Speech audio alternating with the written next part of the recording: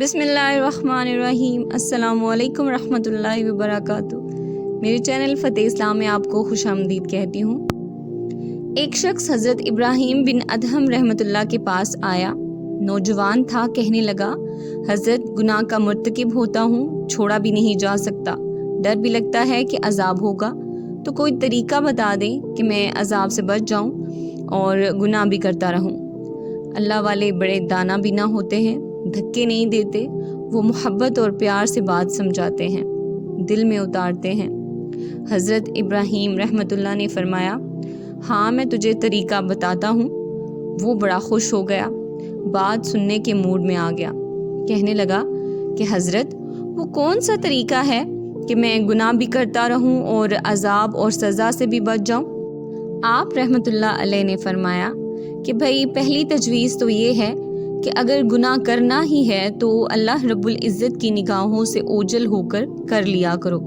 اب وہ سوچتا رہ گیا، کہنے لگا، حضرت یہ کیسے ممکن ہے کہ میں اللہ رب العزت کی نگاہوں سے اوجھل ہو کر گناہ کروں؟ یہ تو ممکن ہی نہیں۔ دوسری تجویز حضرت رحمۃ اللہ علیہ نے فرمایا، پھر دوسری تجویز یہ ہے کہ تم رزق کھانا چھوڑ دو، اللہ سے کہہ دینا کہ نہ تمہارا کھانا کھاتا تھا اور نہ تمہاری بات مانتا تھا۔ اس نے کہا، حضرت یہ کیسے ممکن ہے کہ میں کھانا چھوڑ دوں؟ میں پھر زندہ کیسے رہوں گا؟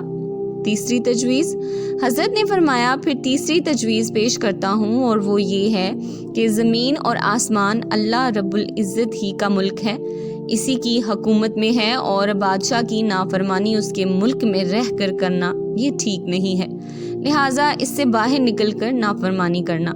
اللہ پاک بھی قرآن پاک میں عجیب انداز سے فرماتے ہیں کہ اگر تمہارے اندر استطاعت ہے کہ زمینوں و آسمان کے کروں سے باہر نکل سکتے ہو تو نکل کر دکھلاؤ۔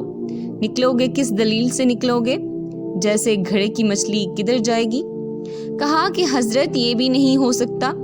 چوتھی تجویز فرمانے لگے، اچھا پھر ایک طریقہ اور بتاتا ہوں، وہ یہ ہے کہ جب ملک الموت آئیں روح قبض کرنے کے لیے تو انہیں کہہ دینا کہ تھوڑا انتظار کر لو تاکہ میں توبہ کر لوں۔ اس نے کہا، حضرت وہاں تو انتظار کا تصور ہی نہیں، جب موت آتی ہے تو نہ ایک لمحہ آگے ہوتی ہے اور نہ پیچھے۔ پانچویں تجویز فرمایا، ایک طریقہ اور بتاتا ہوں، وہ یہ ہے کہ جب قبر میں تم کو دفن کر دیا جائے اور اس وقت منکر نکیر آئیں تم سے سوال پوچھنے کے لیے تو تم کہہ دینا کہ بغیر اجازت کیوں آئے ہو؟ اس نے کہا، حضرت میں ان کو کیسے منع کر سکتا ہوں؟ چھٹی تجویز فرمانے لگے، اچھا بھئی ایک اور طریقہ بتاتا ہوں، وہ یہ کہ جب قیامت کے دن تمہارے برے عملوں کو کھولا جائے گا اور پروردگار عالم فرشتوں کو حکم دیں گے کہ اس کو گھسیٹ کر تم جہنم میں ڈال دو، تو اس وقت تم ضد کر کے کھڑے ہو جانا کہ میں تو نہیں جاتا۔ اس نے کہا کہ حضرت میری کیا حیثیت ہے کہ فرشتوں کے سامنے ضد کر کے کھڑا ہو جاؤں؟ میری تو کوئی حیثیت ہی نہیں۔ اب لوہا گرم تھا اور چوٹ لگانے کا وقت تھا۔ حضرت ابراہیم رحمۃ اللہ علیہ نے فرمایا کہ اے بھائی، جب تیری حیثیت ہی کوئی نہیں تو اتنے بڑے پروردگار کی نافرمانی کیوں کرتا ہے؟ کہنے لگا، حضرت آج سے میں گناہوں سے توبہ کرتا ہوں اور آج کے بعد وعدہ کرتا ہوں کہ اپنے اللہ کی نافرمانی نہیں کروں گا۔ اللہ تعالیٰ مجھ گناہ گار سمیت ہم سب کو عین صراط مستقیم پر چلنے کی توفیق عطا فرمائے، دنیا اور آخرت میں نفع پہنچانے والے عمل کی توفیق دے۔